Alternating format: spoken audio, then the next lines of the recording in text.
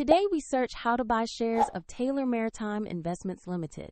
Taylor Maritime is a company focused on maritime assets and operates via shipping and related services. It trades on the LSE PLC under the ticker TMIP.L. This video is educational only and not financial advice. To buy shares, you need a brokerage account, and I'll use eToro as an example to show the steps. After signing up, you must verify your account, which typically requires a photo ID. You will also need to add funds before you can place a trade. Use the platform search box and type the ticker TMIP.L to find the exact listing.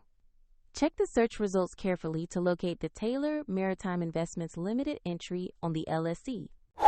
Open the asset page to view basic company information and a price chart. Confirm the issuer name, the LSE exchange, and the TMIP.L ticker to ensure you have the correct stock. Click Invest or Buy, then enter the amount you want to spend and choose order type if available. Review the order summary and confirm to submit it. If the market is closed, your order will execute when trading reopens. And if funds are insufficient, the platform will prompt you to add money before confirmation. Your new position will appear in your portfolio once the order is filled. For convenience, the link to eToro is in the description below.